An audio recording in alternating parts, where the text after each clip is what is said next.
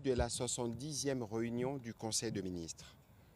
Le président de la République, chef de l'État, Félix Antoine Tshisekedi Tshilombo, a présidé ce vendredi 12 décembre 2025 à la Cité de l'Union africaine, la 70e réunion du Conseil de ministres.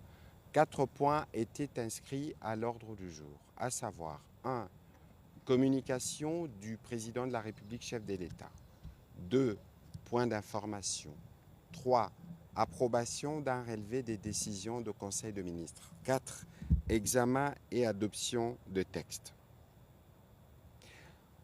Bien avant sa communication, le président de la République, dans la suite de la communication qu'il avait faite hier à l'occasion de la réunion restreinte du gouvernement, a tenu à exprimer sa solidarité aux populations durement affectées par la récente offensive de l'armée rwandaise. À ces propos, il a instruit la Première ministre et les membres du gouvernement concernés à préparer urgemment une mission humanitaire qui pourra se rendre au Burundi et en Tanzanie pour apporter l'assistance humanitaire nécessaire à nos compatriotes qui se sont déplacés à la suite de ces événements. Revenant sur sa communication du jour, le président de la République a commencé par parler de la mise en œuvre des accords stratégiques signés avec les différents pays partenaires. Il est revenu sur la série d'accords récemment conclus avec plusieurs pays partenaires d'Afrique, d'Amérique, d'Asie et d'Europe, notamment le Burundi, l'Uruguay, le Brésil, les États-Unis d'Amérique, le Kazakhstan, le Qatar, la Serbie et d'autres, couvrant des domaines variés tels que la défense, la sécurité, l'économie, les mines, l'agriculture, la culture, les technologies, l'énergie, les infrastructures portuaires, la coopération juridique, l'exemption des visas, l'appui humanitaire multisectoriel, la promotion de la jeunesse et des sports, la consultation politique et la lutte contre les trafics transfrontaliers. Ces partenariats constituent un levier essentiel pour renforcer notre souveraineté, soutenir la transformation structurelle de notre économie, moderniser nos secteurs sociaux prioritaires et consolider la place de la République démocratique du Congo dans les dynamiques internationales à haute valeur ajoutée. Ils ouvrent un accès élargi aux financements innovants, aux technologies avancées et à l'expertise internationale, favorisent la diversification économique par l'industrialisation des chaînes de valeur, renforcent notre sécurité nationale, stimulent la création d'emplois et la formation des jeunes, soutiennent la résilience alimentaire, énergétique et sanitaire du pays et améliorent la gouvernance, l'attractivité et la compétitivité de notre économie. Au regard de ces enjeux, le président de la République a insisté sur la nécessité d'une exécution rapide, rigoureuse et coordonnée des 10 accords afin que leurs impacts positifs se traduisent concrètement dans la vie de nos concitoyens. À cet effet, il a instruit les membres du gouvernement concernés par chaque secteur d'accord d'assurer une coordination étroite avec la primature ainsi que la présidence de la République dans le but d'éviter tout retard ou chevauchement des responsabilités. La Première ministre, quant à elle, veillera à l'élaboration par chaque ministre sectoriel d'une feuille de route opérationnelle comprenant les actions prioritaires à court, moyen et long terme, les indicateurs de performance permettant d'apprécier l'état d'avancement, les mesures légales et réglementaires requises, les besoins en financement, les partenaires techniques et les échéances correspondantes, les retombées attendues pour la République démocratique du Congo. Le deuxième point de la communication du président de la République a porté sur la nécessité à prendre des dispositions sécuritaires et sociales en vue de la fin de l'année 2025. À l'approche des festivités des fins d'année, période traditionnellement marquée par une forte mobilité sociale, une intensification des échanges économiques et un accroissement des activités communautaires à travers le pays, le président de la République a rappelé la nécessité pour le gouvernement de prendre toutes les dispositions idoines afin de garantir à nos populations une fin d'année paisible, pleinement sécurisée et empreinte de dignité. Dans ces contextes, une attention particulière devrait être portée au renforcement des dispositifs de sécurité, à la fluidité des mouvements des personnes et des biens, à la prévention des risques liés au rassemblement public, ainsi qu'au maintien de l'ordre public dans le respect des libertés individuelles. De même, la veille stratégique doit être accrue pour anticiper toute menace éventuelle, notamment dans les zones sensibles, et protéger l'intégrité du territoire. Pour le président de la République, l'enjeu est de permettre aux Congolais et aux Congolaises de célébrer ces moments de cohésion nationale dans un climat serein, garantissant la protection des familles, la continuité des services essentiels, la stabilité sociale et l'affirmation de l'autorité de l'État. À cet effet, il a instruit les vice-premiers ministres, ministres de l'Intérieur, celui de la Défense, ainsi que les services de renseignement de renforcer les dispositifs de sécurité sur toute l'étendue du territoire national, particulièrement dans les zones urbaines, les axes routiers, les lieux de culte, les centres commerciaux et les sites des grandes affluences. Des mesures préventives et opérationnelles renforcées devront être mises en œuvre afin de prévenir toute tentative de déstabilisation et de garantir la tranquillité publique durant cette période. Le ministre de la Communication et Médias, porte-parole du gouvernement, devra quant à lui veiller à mobiliser les médias pour sensibiliser la population à la vigilance en invitant chaque citoyen à signaler tout comportement suspect et à éviter tout relâchement pouvant offrir une opportunité aux ennemis de la République. Par ailleurs, le vice-premier ministre, ministre du Budget, ainsi que le ministre des Finances sont instruits de prendre toutes les diligences pour que les agents et fonctionnaires de l'État bénéficiaires de vivres soient servis et payés dans les délais afin d'assurer des conditions décentes pour les fêtes de fin d'année. Un rapport sur les dispositions à prendre par les ministres concernés relativement aux instructions données est attendu au prochain Conseil de ministres. Le troisième point de la communication du président de la République a porté sur les suivis rigoureux des actions reprises dans les discours sur l'état de la nation du 8 décembre dernier. À la suite de son discours sur l'état de la nation, qu'il a prononcé devant le Congrès le 8 décembre dernier, le président de la République a rappelé les priorités stratégiques qui engagent la nation tout entière dans la poursuite de la paix, le redressement économique, la justice sociale, la sécurité, l'amélioration de la gouvernance et l'accélération de la transformation structurelle de notre pays. Le gouvernement, au premier chef, se trouve désormais investi de la responsabilité d'opérationnaliser dans les meilleurs délais les orientations qu'il a énoncées au nom du peuple pour le peuple, les défis auxquels notre pays fait face exigeant un pilotage exécutif resserré, une redevabilité accrue et une synchronisation constante des actions publiques autour des priorités nationales clairement définies. C'est pourquoi le président de la République attache une importance toute particulière à la mise en place d'un mécanisme de suivi, de coordination et d'évaluation régulière des actions découlant de ces discours, dans une logique des résultats tangibles, mesurables et visibles par nos concitoyens. Les engagements contenus dans les discours sur l'état de la nation ne peuvent produire leurs effets que s'ils sont traduits en plans d'action sectoriels assortis de calendriers précis, d'indicateurs des performances ainsi que des rapports périodiques consolidés, a-t-il insisté. Dans cette perspective, il a instruit la Première ministre en collaboration avec son cabinet de coordonner l'ensemble des actions gouvernementales en vue de la mise en œuvre intégrale et diligente des engagements découlant du discours sur l'état de la nation. À cet effet, il lui est demandé d'établir un plan de mise en œuvre gouvernementale consolidé, reprenant les engagements sectoriels, les ministres responsables, les échéances, les indicateurs de performance, ainsi que les besoins en moyens humains, techniques et budgétaires. Veiller à la cohérence intergouvernementale en assurant l'alignement des programmes ministériels, des projets prioritaires et des actions transversales sur les axes définis.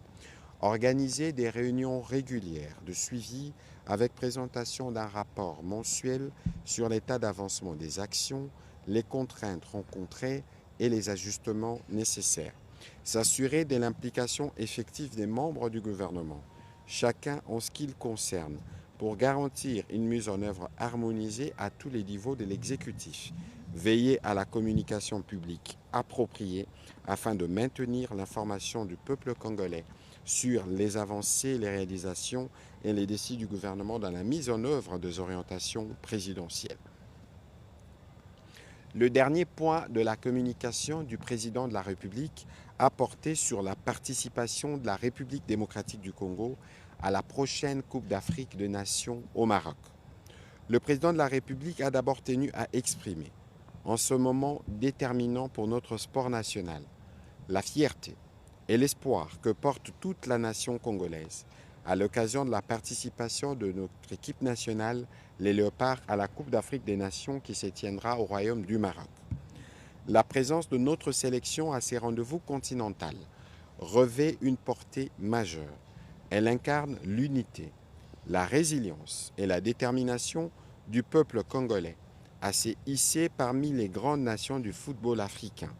Les Léopards portent avec honneur et responsabilité les aspirations de tout un pays. Ils sont le reflet de notre ambition collective d'exceller, de réussir et de renouer avec la tradition des performances mémorables qui ont façonné notre histoire sportive. Le président de la République a adressé à nos athlètes un message d'encouragement patriotique, qu'ils se dépassent, qu'ils jouent avec discipline, engagement et l'essence élevée du devoir national. Le gouvernement et l'ensemble de notre peuple leur témoignent un soutien total et constant, convaincus qu'avec le travail, la rigueur et la persévérance, ils peuvent accomplir l'exploit tant attendu, ramener la coupe au pays. Dans cet esprit, il attache une importance particulière à ce que la représentation officielle de la République démocratique du Congo soit sobre, responsable et strictement institutionnelle. Celle-ci sera assurée par le ministre des Sports et Loisirs, à l'exclusion de toute délégation élargie ou liste à caractère politique. Il a insisté pour qu'aucune accointance politique n'entache la mission d'accompagnement de notre équipe nationale. Par ailleurs, et compte tenu du contexte actuel, le vice-premier ministre, ministre du Budget, les ministres des Finances ainsi que le ministre des Sports, il les a instruits de prendre toutes les dispositions nécessaires pour garantir une préparation et une participation sans faille. Les moyens requis devront être disponibilisés dans le strict respect de l'orthodoxie, de la transparence et de la célérité budgétaire afin d'assurer les meilleures conditions d'encadrement et de performance. Enfin, le ministre des Sports et Loisirs a été invité à présenter au président de la République un rapport circonstancié détaillant les stratégies d'accompagnement, des performances et des succès destinés à offrir à notre équipe nationale toutes les chances de réaliser un parcours exemplaire ambitieux à la hauteur des attentes de notre nation. Dans la suite de la communication du président de la République, la première ministre chef du gouvernement a orienté son intervention sur quelques points, notamment l'appel à l'unité et à la responsabilité dans la communication gouvernementale. À ces propos, elle a tenu à exprimer ses regrets face à la persistance des polémiques parfois contre-productives, portant sur des sujets sensibles concernant l'action gouvernementale. Il s'agit notamment des sujets susceptibles d'altérer la perception de notre action collective dans l'opinion publique. Elle a rappelé à cet égard l'interpellation formulée lors de la 54e réunion du Conseil des ministres sur l'impératif d'une communication gouvernementale coordonnée, cohérente et responsable. Cette instruction est plus que jamais nécessaire au moment où notre pays se trouve à un tournant décisif de son histoire. Nous avons le devoir de faire bloc derrière le président de la République en affichant clairement unité et solidarité plutôt que de laisser entendre des messages dissonants qui fragilisent l'action publique, a précisé la Première ministre. Elle a invité en conséquence les ministres de la Communication et des Médias, avec l'appui des services de la primature, de veiller à ce que tous les intervenants s'aligne à la stratégie de communication du gouvernement pour mieux aborder les récents développements nationaux en s'inspirant notamment du discours du président de la République sur l'état de la nation. Dans ces conditions, elle a demandé à chaque membre du gouvernement d'éviter toute prise de position publique susceptible d'alimenter des polémiques. À elle d'insister, vos services de communication doivent user à bon escient, avec responsabilité et rigueur, des outils à leur disposition dans l'objectif du renforcement de la crédibilité de la parole gouvernementale. Enfin, la Première ministre a rappelé que toute déclaration ou toute action émanant d'un membre du gouvernement engage de fait la République. Les relations entre ministères avec les autres institutions et autres services de l'État doivent être guidées par la collégialité, la solidarité et la complémentarité. Elle a clôturé son propos en soumettant à l'attention de chacune et de chacun des membres du gouvernement une exhortation du chef de l'État, je cite, « Les divergences doivent toujours être résolues par les dialogues dans l'intérêt supérieur de la nation ». Dans l'autre volet de son intervention, la Première ministre est revenue sur l'urgence d'assurer une entrée en vigueur coordonnée de la prochaine réforme fiscale conformément à la loi numéro 23/053 du 30 novembre 2023. Notre pays se prépare à l'entrée en vigueur au 1er janvier 2026 de la réforme fiscale majeure portant sur l'impôt sur les revenus des personnes physiques et l'impôt des sociétés. La principale innovation de cette réforme est qu'elle consacre le passage d'un système cédulaire à un système de globalisation de revenus plus cohérent, plus équitable, mieux aligné sur les standards internationaux. Pour rappel, les systèmes cédulaires consistent à soumettre un contribuable à plusieurs impositions suivant ses différentes sources de revenus. Ces systèmes de globalisation de revenus, qui sera désormais d'application dans notre pays, constituent un tournant décisif pour la modernisation de nos finances publiques. Il est aussi une opportunité stratégique pour résoudre une difficulté systémique qui freine depuis des décennies l'efficacité de notre justice et l'assainissement de notre économie, particulièrement la prise en charge des revenus de biens immobiliers. En guise d'illustration, près de 80% des contentieux judiciaires enregistrés au niveau national concernent un effet de conflit de propriété immobilière.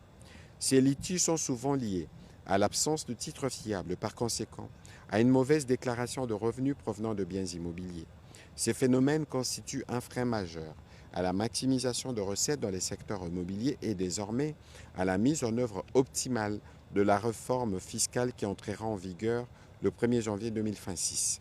Dans cette perspective, elle a demandé aux ministres ayant dans leurs attributions l'intérieur, la justice, les finances, les affaires foncières, le mine et l'aménagement du territoire, à travailler étroitement avec son cabinet dans le cadre d'une commission ad hoc qui sera mise en place à cet effet. Au deuxième chapitre du Conseil des ministres de ce jour, relatif aux points d'information, État et administration du territoire, le vice-premier ministre, ministre de l'Intérieur, sécurité, décentralisation et affaires coutumières, a présenté au Conseil le rapport sur l'État et l'administration du territoire national. Au cours de la semaine qui s'achève, l'état d'esprit de la population a été marqué par la détérioration de la situation sécuritaire à Uvira à la suite des offensives lancées par la coalition RDF-M23 et ce malgré l'entérinement de l'accord de paix à Washington entre la République démocratique du Congo et le Rwanda sous la médiation du président des États-Unis d'Amérique. L'indignation de l'opinion nationale face aux atrocités et tueries dont sont victimes de populations fuyant la ville d'Uvira à la recherche de refuge vers la frontière avec le Burundi. L'adhésion de la population à l'adresse du chef de l'État sur l'état de la nation devant l'Assemblée nationale et les Sénats réunis en congrès le lundi 8 décembre 2025 dernier. Au plan sécuritaire, le vice-premier ministre a informé le Conseil de l'instruction faite aux gouverneurs de province et à la police nationale interdisant l'usage d'escortes, des gyrophares, des sirènes et feux multicolores dans les véhicules et motos, et ce en attendant la promulgation d'un texte réglementaire devant régir ces secteurs. Ce texte permettra également de réglementer l'achat et la vente des gyrophares, sirènes et feux multicolores afin de limiter l'usage abusif et excessif de ces dispositifs de sécurité. Dans les Nord Kivu, il a été signalé la mise en place d'une administration parallèle et les opérations de transplantation des populations rwandaises dans les zones occupées par la coalition RDF M23 dans les territoires de Masisi, Rutshuru et Nyiragongo.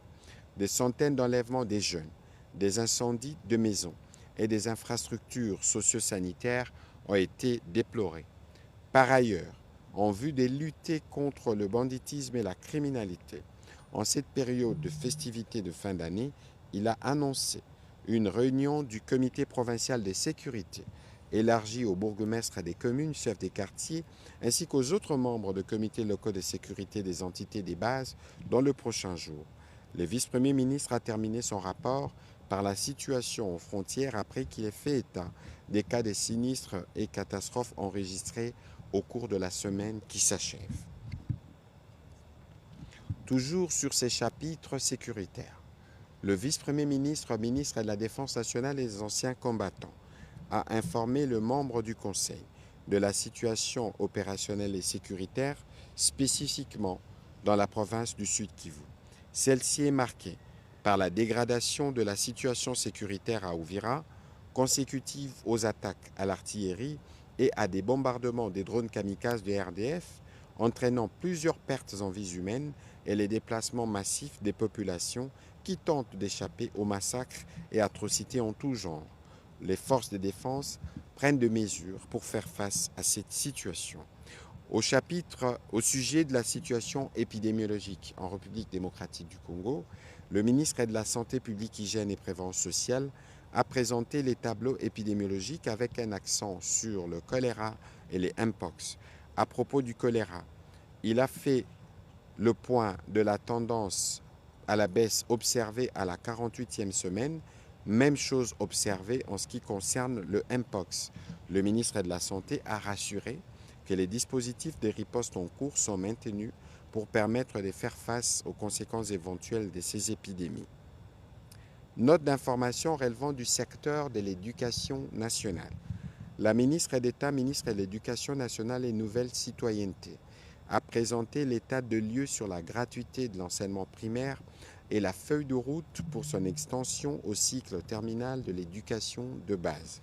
Elle a souligné le fait que depuis la généralisation de la gratuité en 2019, le pays a enregistré une hausse significative des inscriptions, un allègement des charges de scolarité aux ménages et un renforcement du caractère public et protecteur de l'école primaire.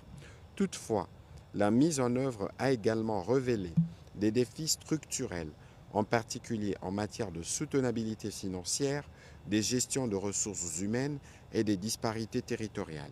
Les enseignements clés de l'étude spatiale, conduite dans les 670 sous-divisions du pays, et les conditions nécessaires de l'extension de la gratuité au cycle terminal de l'éducation de base ont motivé la proposition d'une feuille de route graduée adossée à une phase de sécurisation préalable afin de garantir une mise en œuvre équitable, soutenable et conforme aux exigences juridiques et financières de la réforme. La ministre d'État a précisé que l'adoption de cette feuille de route offrirait au gouvernement un cadre solide, réaliste et équitable pour mener à bien l'extension de la gratuité tout en préservant la qualité du service public de l'éducation et en réduisant les inégalités territoriales. Elle garantit que la mise en œuvre de ce droit constitutionnel se fera de manière durable, maîtrisée et conforme aux engagements nationaux et internationaux de la République. L'extension de la gratuité au cycle terminal de l'éducation de base constitue ainsi une responsabilité collective et une occasion de renforcer la cohérence de l'action gouvernementale, a-t-elle conclu. Note d'information relevant du secteur de la formation professionnelle.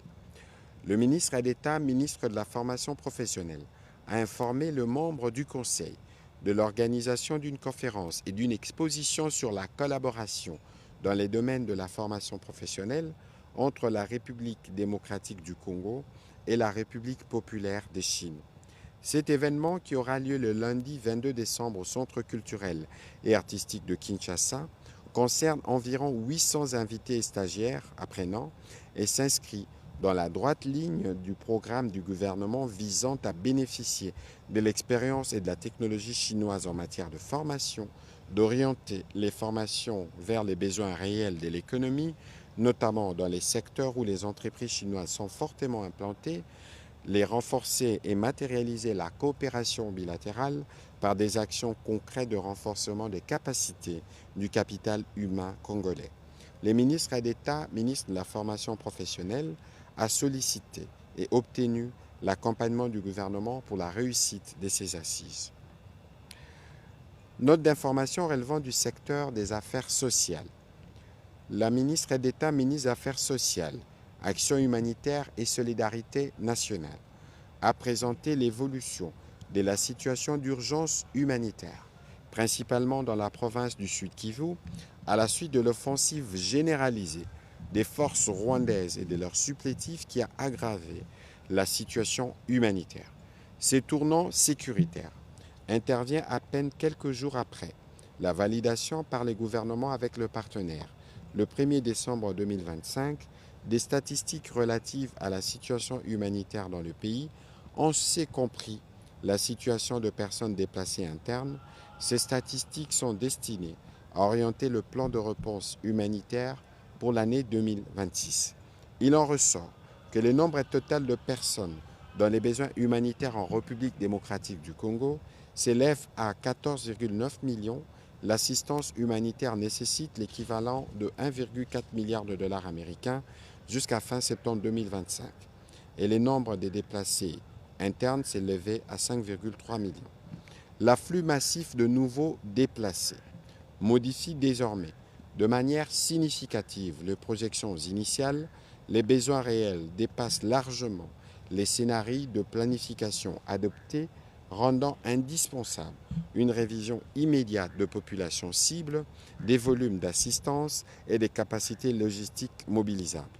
La présence de forces hostiles à Uvira entraîne la fermeture de la frontière avec le Burundi, ce qui interrompt un couloir vital d'approvisionnement en vivres, carburant et produits de base, laissant craindre une pénurie.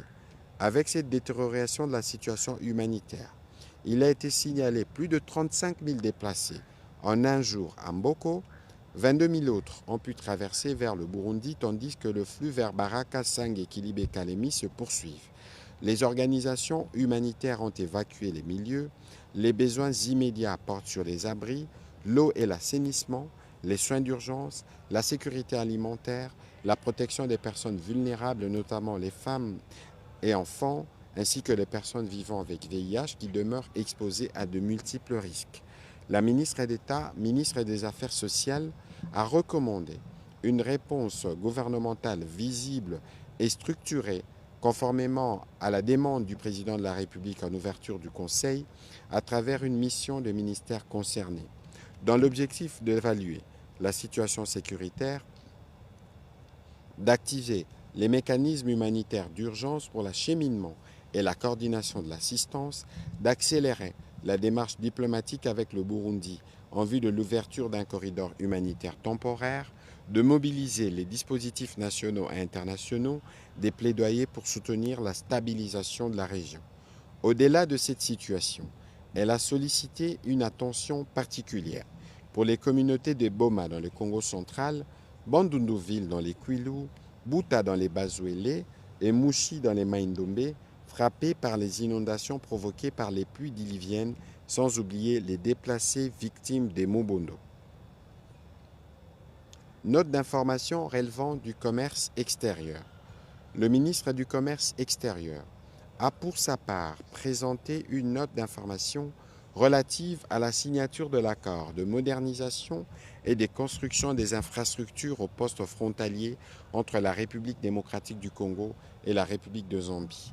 Cet accord s'inscrit dans la volonté commune des deux États de moderniser les plateformes frontalières, de fluidifier les échanges et d'assurer une meilleure coopération douanière et commerciale conformément aux exigences internationales, notamment celles de l'Organisation mondiale du commerce, dans le cadre de l'accord sur la facilitation des échanges.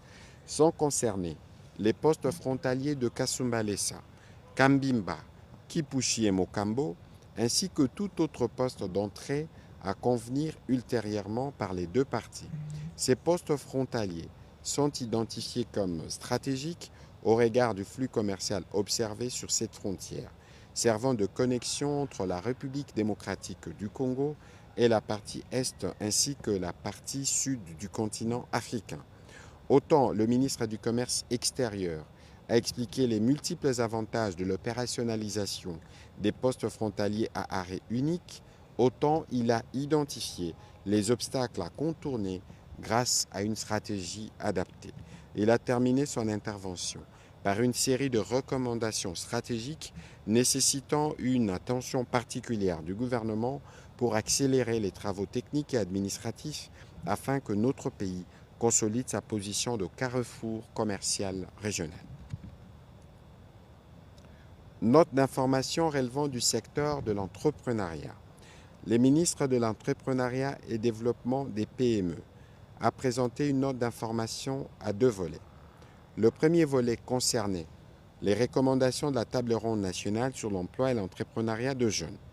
Il a indiqué à ses propos qu'au terme de ces assises tenues à Kinshasa du 18 au 20 novembre 2025 à l'initiative du président de la République, 305 recommandations brutes ont été formulées pour transformer les terrains de l'emploi et de l'entrepreneuriat de nos jeunes avec déclinaison des actions concrètes à mener ainsi qu'un échéancier à court, moyen et long terme de mise en œuvre.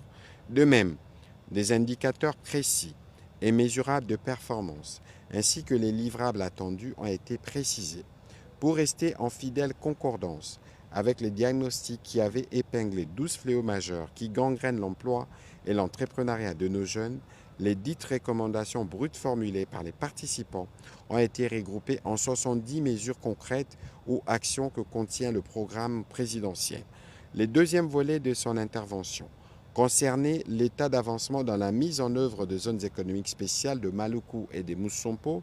À ces sujets, il intervenait comme assumant l'intérim du ministre de l'Industrie. Il a soutenu que les travaux d'aménagement de la zone économique spéciale de Kidmalebo évolue bien sur le site.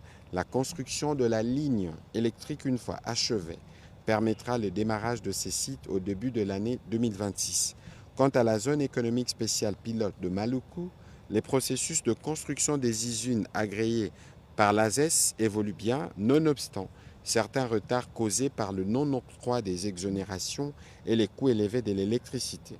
Plus de 600 millions de dollars seront investis dans cette zone économique spéciale dans sa phase pilote sur près de 250 hectares. À côté des avancées et les goulots d'étranglement mis en exergue, des propositions de solutions idoines ont été formulées pour mieux accompagner les investisseurs y évoluant.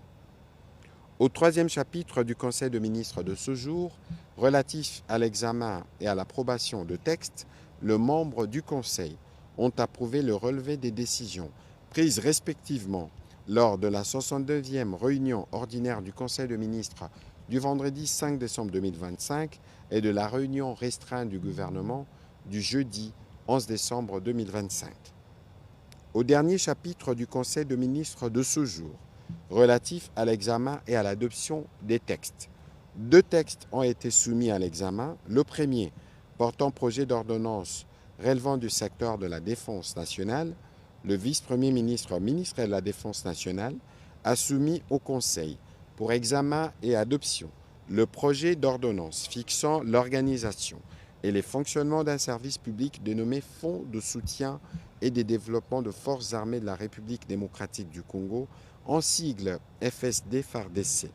Il a pour objectif principal de financer la programmation militaire, notamment par la collecte de toutes sommes sous forme d'efforts de guerre au titre des contributions du pouvoir central, des provinces, des entités territoriales décentralisées, des entreprises publiques ou privées, des bailleurs de fonds, de partenaires et de toute personne physique ou morale de droit public ou privé.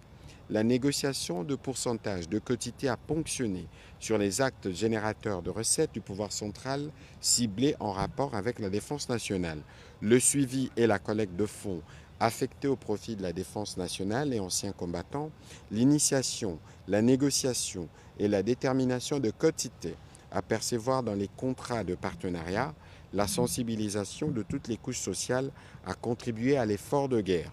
L'opérationnalisation de ce fonds permettra au gouvernement de doter les FARDC des équipements adaptés aux menaces actuelles et futures et de développer les capacités fonctionnelles et opérationnelles de nos forces armées pour restaurer et maintenir la paix sur toute l'étendue du territoire national.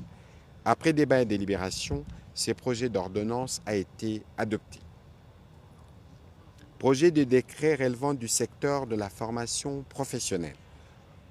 Le ministre d'État, ministre de la formation professionnelle, a soumis à l'examen du Conseil le projet de décret portant uniformisation des titres du secteur de la formation professionnelle en République démocratique du Congo. Ces textes répondent à l'impératif pour le gouvernement de réaffirmer son autorité en matière d'émission, de reconnaissance et d'entérinement des titres dans les secteurs de la formation professionnelle.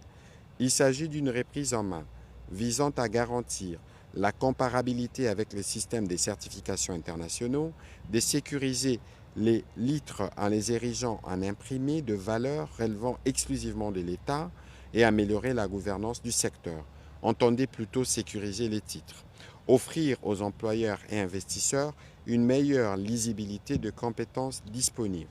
Le ministre d'État a conclu en rappelant que c'est dans cette optique que la Première ministre a lancé la campagne de valorisation des acquis de l'expérience, réaffirmant ainsi la souveraineté de l'État dans ces domaines stratégiques. Après débat et délibération, le Conseil a adopté ce projet de décret.